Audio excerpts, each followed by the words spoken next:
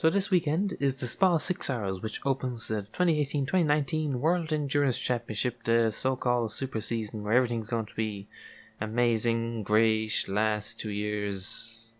Alonso's there. Okay, that's mostly it. But yeah, that's coming up, and with such a radical change has occurred across the board in the sports car land leading up to this super season, there's been some confusion, and some of it's justified, some of it is genuinely confusing.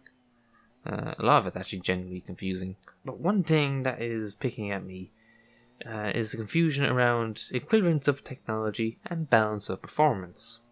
And mostly the confusion I see is that it seems a decent amount of people seem to think they're both the same thing, which they're not. But as I'll get onto, it's completely understandable why they think they're the same thing. So essentially, I want to just throw it out there and clear it up. Well, what the fuck is equivalence of technology and why it is not balance of performance? So let's start out with what is equivalence of technology. It is a set of technical rules that aim to make different technologies competitive with each other. It's not a new thing for this season. Some people, the way they talk about these, they act as if this is the brand new thing, and to hell with the FIA and ACO for daring to touch our pure sports cars. But this has been around for quite a long time. You could even say that back in the Group C days and later, when they started using rules to give equivalent displacements between rotary engines and conventional reciprocating engines with pistons. That, when you think about it, that really is just a form of equivalence of technology.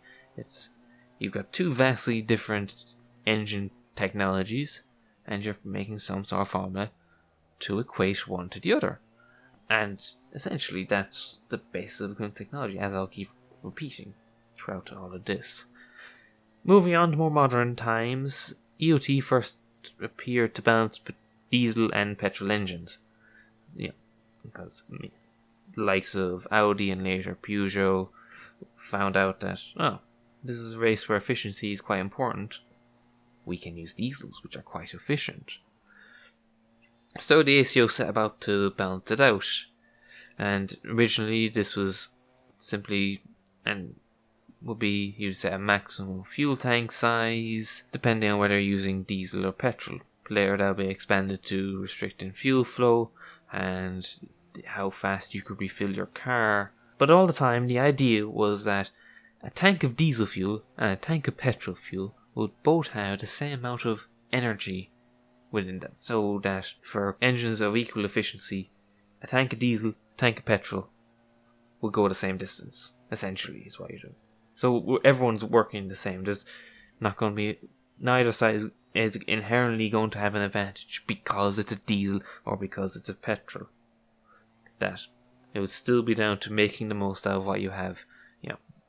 So you still have to make the best diesel engine to win Le Mans, or the best petrol engine, but it wouldn't be a case that if you made a crappy diesel engine, it would still beat the best petrol engines because they have no chance.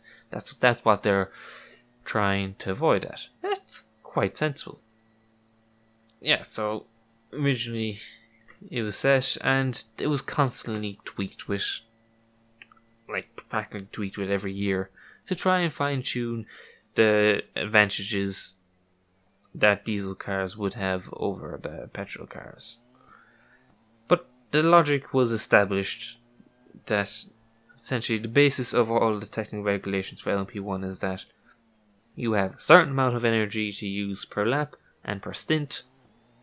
Go and use it the best way possible to make the fastest car.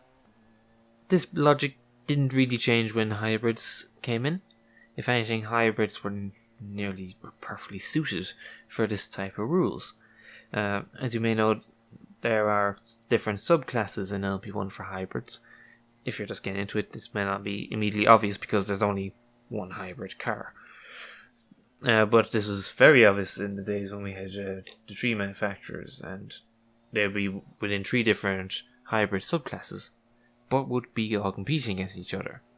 And the subclasses were a product of EoT. At all times, the logic is exactly the same though. That no matter what technology you use, whether pure internal combustion engines, a flywheel hybrid, a battery hybrid, petrol, diesel, kinetic recovery, heat recovery, and literally anything else. Because not many people really know this, but there is a clause in LMP1 technical regulations which allowed literally any form of propulsion with the approval of the ACO. So essentially, average 56 cars could be technically running LMP1, except they're not because most of them are crap. So yeah. But anyway, aside from that point, the idea is that the sum of your fuel energy that you use and the sum of your electrical hybrid magic energy is the same. So if you're in the 2 megajoule class, you can use 2 megajoules of electricity, and you make up the difference to the arbitrary set number of how many of total energy you're allowed to use a lap. So that in the end, you can either go for big internal combustion, small hybrid, or small internal combustion, big hybrid, or some mixture in between. But you'd all be working with the same amount of energy used per lap. It's just it's up to the teams then to make the most of that. And the whole idea is that it's inherently there to encourage more efficient refinement of technologies rather than having one dominant technology. It's what allowed at its peak for, we had 3 manufacturers with 3 very different cars.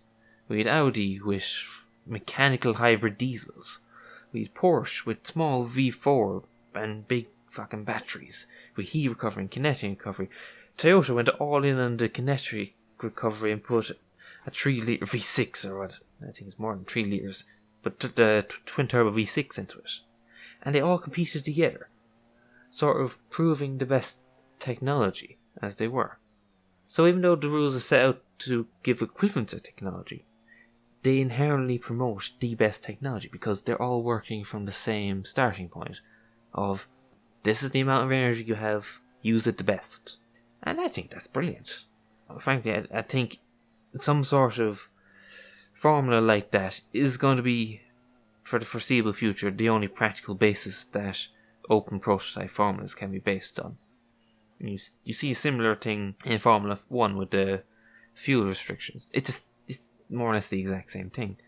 If only they would open it up a little bit more to fully take advantage of that, but that's just rabble for a different day.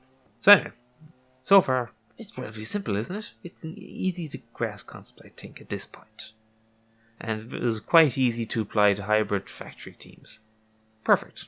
So where does this leave cars that don't have a hybrid system? You think, it's simple really. If the hybrid cars have a certain amount of electrical energy, a certain amount of fuel energy, then simply, if you're a non-hybrid car, you just go, okay, just give them the same amount of energy, but obviously they take it all in fuel, so in practical terms, you'd end up giving them bigger fuel tanks, more fuel flow, job's done. Simple. And with everything being equal, this would be how it would work. So why is it not that simple? Because obviously it isn't, right? If it was that simple, I wouldn't need to do this and there would be no confusion about anything. Why is it all so complicated? Why, if it is just a simple formula of what you get, why are, privateers complaining that they're being screwed by EoT, Toyota complaining that they're being screwed by EoT? Surely any argument like this would be arguing that 2 plus 2 is 5. And the reason they're arguing that is because 2 plus 2 does equal 5 in this case.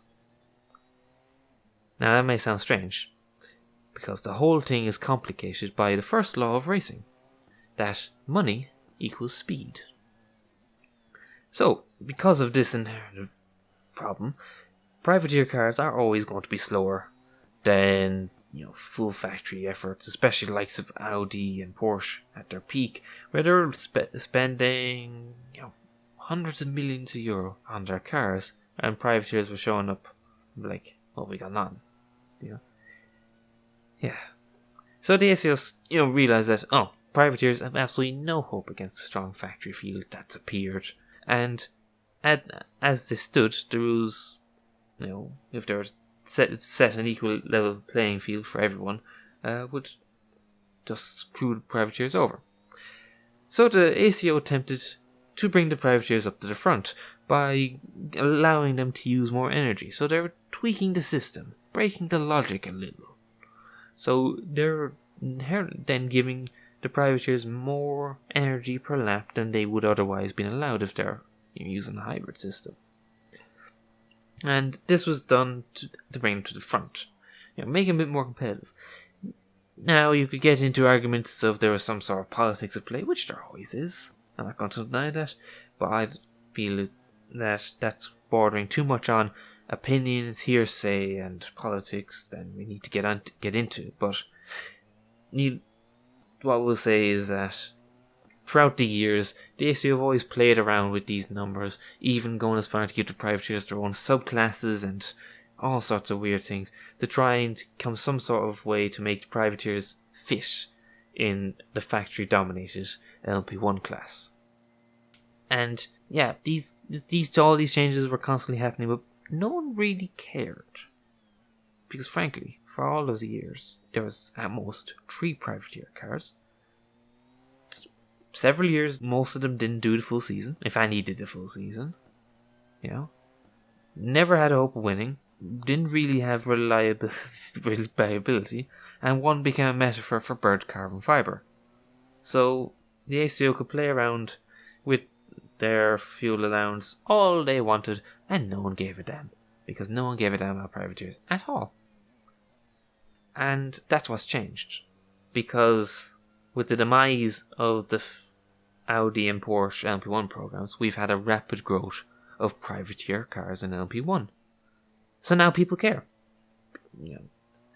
Because suddenly they have a chance. I still assert, opinion time, that a privateer car will win Le Mans this year. Toyota will not win. It will be a privateer car. So when that's the case, and people, I'm not the only one who thinks that.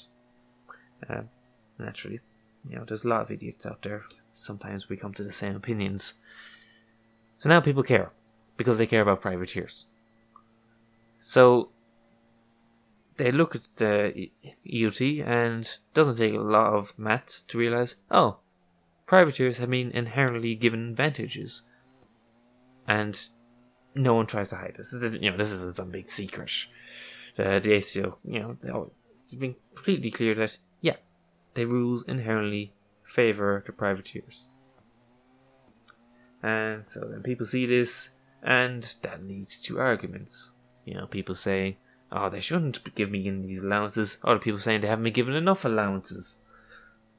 And that's where the rabble comes from. So, now that I've gone through all of that, it'd be quite simple if you came into the end of the EoT, say last year or so, that you'd think, it's just balanced performance, isn't it? You're given these cars. Inherently, the rules are more lenient to these cars than these cars, so isn't that balanced performance? Isn't it? It's not, exactly, and it isn't. Because there are some subtle, important differences, and very different mindsets and concepts behind the two things. So let's go through these differences. Balanced performance aims to balance individual cars in a class with each other by using ballast, power restrictions, aero limitations, and many, many other methods, so that each car in a class will set the same lap time and go the same distance on a tank of fuel, or whatever parameters that whoever setting the balanced performance decides are important to have equal. For example, take GT3, which is a class that completely depends on balanced performance. There are very little technical rules in GT3. The only real technical rule is it must fit within this performance window so that it can get balanced into the class. That way, every car, theoretically, in GT3 will do the same lap time, go the same distance, do the same this, that, and the other. Wonderful. And that is balanced performance. The difference with EoT is that EoT aims to balance different technologies with each other, not cars, not teams. And they do this by simply playing around with the fuel flow allowances, fuel tank size, amount of hybrid energy you're allowed to use per lap. So the parameters it plays with are a lot less than in BOP. BOP messes with wide range of parameters, whereas EoT sort of has its very specific things that they play with when setting the EoT. And very importantly, it's between different technologies and not different cars. So for example, if we had two petrol hybrids in the same hybrid subclass, and one happens to be slower than the other, the EoT will not change. The EoT will do nothing for the slower car at all, because that's not EoT's job. If it was a balanced performance class, then BOP would either bring the faster car back or the slower car up. Because that's what BOP does. EoT would not change. If we bring this into the context of the upcoming season, if the Jeanette LMP1 is consistently slower than the Rebellion Orica, the ACO will do absolutely nothing, because that's not their job. That's not what EoT is for. That's not what LMP1 is. Now, in an exaggerated example, if the hybrid cars happen to go 10 laps further on a tank of fuel while lapping 20 seconds faster than all of the privateer cars, then the equivalence of technology might change, and people might go, hold on a second, things are out of kilter here. But it still might change. And this is where the maths, what should be the simple maths of you've this amount of energy per lap, go use it in whatever way you feel like, gets mixed with opinions.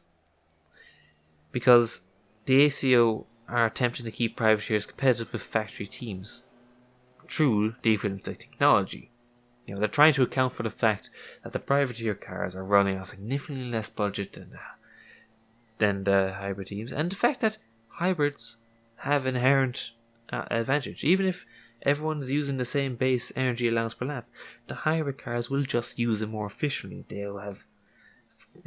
have incredible acceleration. They don't have to carry as much fuel, which potentially could save weight over a stint. Various things like that. That the hybrids inherently have an advantage over the pure internal combustion engine privateer cars.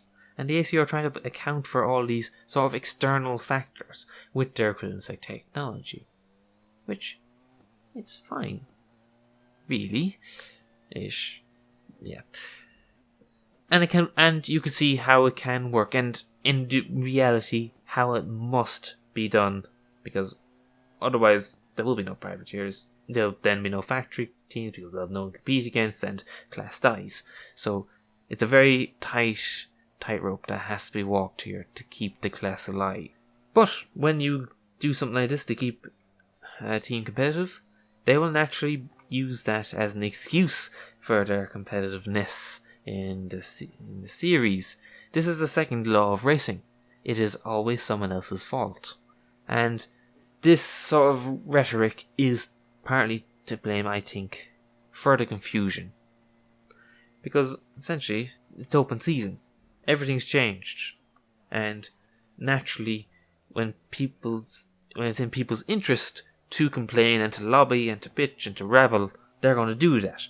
And the rhetoric has more or less come out as if we're in a BOP series. You see it all the time in most sports car series, because most sports car series employ some sort of balanced performance, and you see the same rhetoric all the time. It's like, oh, the BOP screwed us today, oh, we're withdrawing our cars because we're pissed off at you, oh yeah, we would have had a great race if we weren't screwed by the balance, oh, we need more boost, all that sort of crap has essentially reared its head, not as extreme, I think mostly civil, to be fair, but it's sort of appeared in LMP1 since, with the rapid expansion of privateers teams, the ACO are trying to judge the level that they're at compared to the factories and how much inherent advantage they need to give the privateer cars so that everyone is more or less competitive and we can all be happy. And, it's natural to think when you see this sort of bitching that you normally see in a balanced performance series, that the reaction from the fans and the media is that, oh, we're now in a BOP formula, we need to start acting like it.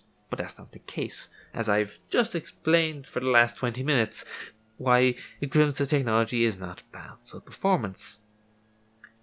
And naturally, the subtle differences that are very important and are very crucial to the differences between equivalence of technology and balance performance are completely lost when the discord about all of this is just really a soundbite shouting match. And that applies to everything, literally everything. When the discussion is reduced to headline grabbing, sensationalism, misinformed comment sections, and all this sort of thing, no wonder people are confused. I'm not blaming you if you're bloody confused coming into this. But I hope this gives you some insight on the differences between balanced performance, equivalence technology, and maybe even what the hell equivalence technology is in the first place and how it works. I appreciate it may be strange for a lot of people, considering this is essentially the last major sports car class that is actually a true open formula. To hell with spec series, to hell with balanced performance, to hell with trying to make everyone equal. This is the last bastion for teams to go and build cars and build better cars and then essentially improve the breed, get better, do better things. Have the freedom to do essentially anything. LMP1, despite all the rabble about future regulations, what they will entail and what EoT has to play into all things, it's still one of the most open formulas at this level of racing. It's extremely open. It's a formula where some lads from Yorkshire can build a car and race against the likes of Toyota. They can do this, and they have the freedom to do what they want.